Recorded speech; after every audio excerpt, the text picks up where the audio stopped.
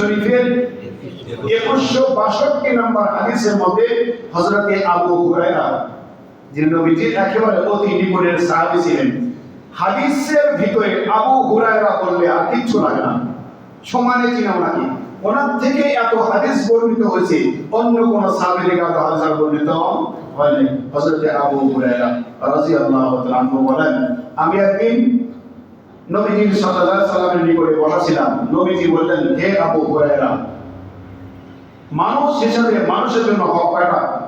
6টা। একজন মুসলমান হলে অপর মুসলমান আপনার কাছ থেকে 6টা হকের আশা রাখে, অথবা আপনি আরেকটা মুসলমানের জন্য 6টা কাজ করবেন, এটা আপনার দায়িত্ব, এটা আপনার দায়িত্ব।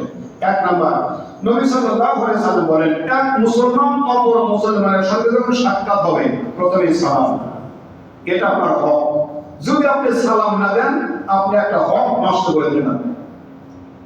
কি 1 নম্বর হক? কি? সালাম দেওয়া। এই জন্য আমরা সালাম দিই, তাই না? এই জন্য আমরা এখন কি করি? সালাম দিই। অবশ্যই অনেকে বলে, হুজুর অনেক হুজুর সালাম দেয় না, অনেক হুজুর কি করে না? সালাম দেয় না। সালাম না দেওয়ার পিছনে 2টা কারণ। কয়টা কারণ? যদি সালাম না দেয় এখানে 2টা কারণ।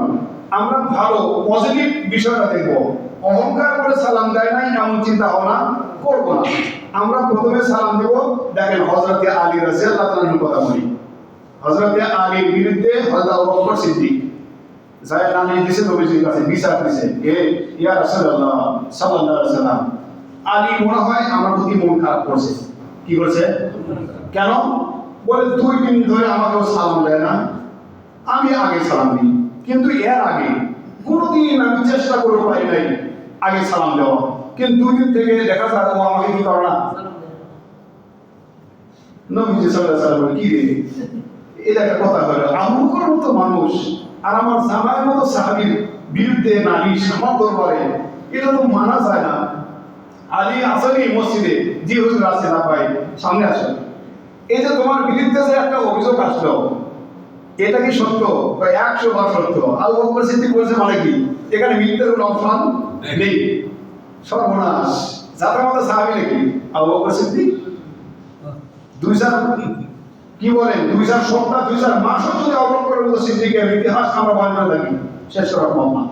তো দেখো নবীজি সাল্লাল্লাহু আলাইহি সাল্লাম বলেন, আলী ঘটনা কি? ইয়া রাসূলুল্লাহ, ঘটনা কিছুই না। কেন মন খারাপ? না না না না, মন খারাপ না, আমি আপনার দরবারে 2 দিন আগে শুনেছিলাম যারা আগে সালাম দেয় তারা অহংকার মুক্ত হয়, এবং কিয়ামতের ময়দানে এই সালামের প্রচার প্রসার যারা করবে, আফসুস সালাম, সালামের বিস্তার লাভ যারা করবে, কিয়ামতের ময়দানে জান্নাতে যাওয়ার আগে পারমিশন দেওয়া হবে। তো আমি আলী মনে করলাম হযরত আবু বকর সিদ্দিক আমার বয়সে বড়, আমার শ্বশুরের আমার শ্বশুর, আমার শ্বশুরের আমার শ্বশুর, আপনি আপনার শ্বশুর উনি, তাহলে উনি সম্মানের দিকে কি অনেক বড়, জামাই যতই কিছু হোক শ্বশুর কত। এখন বলে তাহলে শ্বশুরের আগে আমি, আপনি আমার শ্বশুর আর উনি আমার আপনার শ্বশুর, এই 2টা শ্বশুরকে বাদ দিয়ে আমি জান্নাতে আগে কেমনে যাই? এই জন্য খেয়াল করলাম যে সালাম আমি দেব না, সালাম ওনারা দিয়ে দিয়ে জান্নাত আগে কামাই করে চলে যাবে। সুবহানাল্লাহ।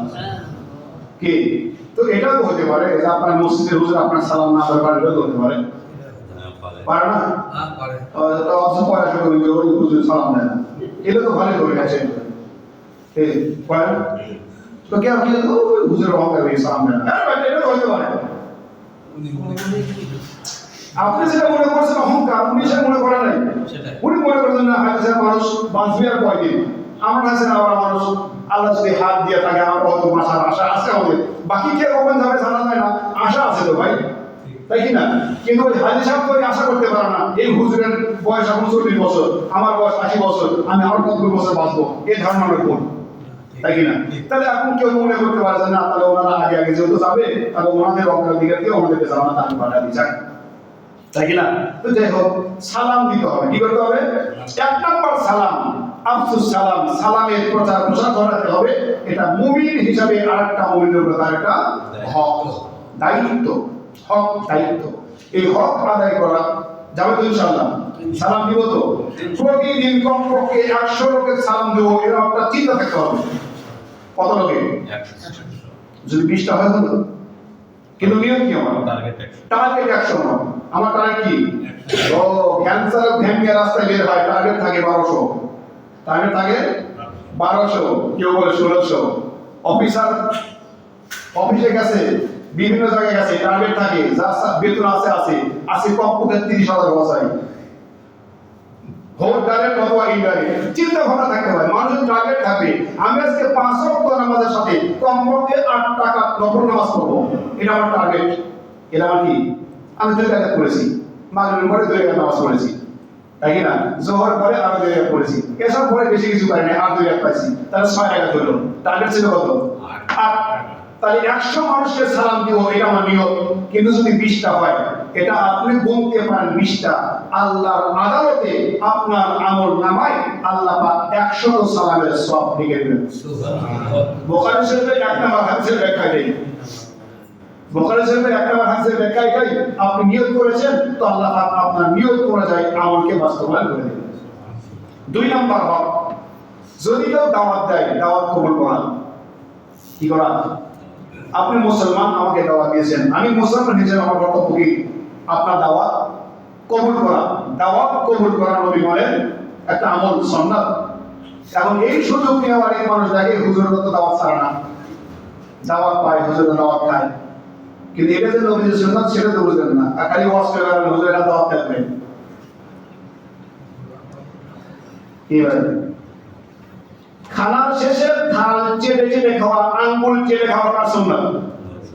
এখন আপনি আঙ্গুল, আমি আঙ্গুল চাটলাম, আমার হাজি সাহেব আঙ্গুল চাটলো, এখন এই যে মুরব্বি মিজা দেখ হাজি সাহেব জীবনে খায় না, এমনি কি করছে?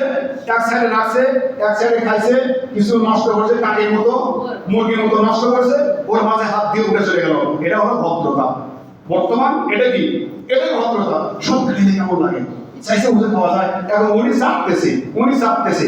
এখন যদি আপনি বলেন যে আপনি চাড়েন কেন, নবীজি চাপতে বলেছে তাই চাপতেছে, নবীজি চাপতে বলেছে, এখন আপনি ধারণা করবেন হুজুর জীবনে খাইনি, এই ধারণাটা ভুল।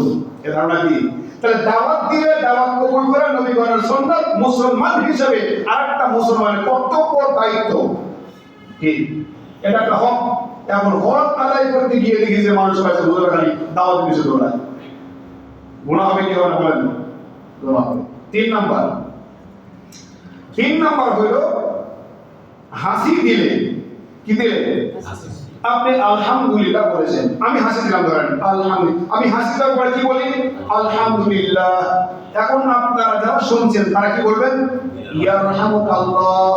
এই ইয়ারহামুকাল্লাহ আপনার বলা এটা একটা হক। আপনি যদি না বলেন তাহলে আপনি আমার একটা হক নষ্ট করেছেন, কিয়ামতের ময়দানে আল্লাহর আদালতে দাঁড়াইতে হবে। এরপরে আবার খালি হক বললেই হবে না, আমি যে হাসি দিলাম আমার জন্য আরেকটা দোয়া আছে। হাসির মোট দোয়া কয়টা? 3টা। আমি হাসি দিলাম, মনে করেন হাসি দিয়ে কি বললাম? আলহামদুলিল্লাহ।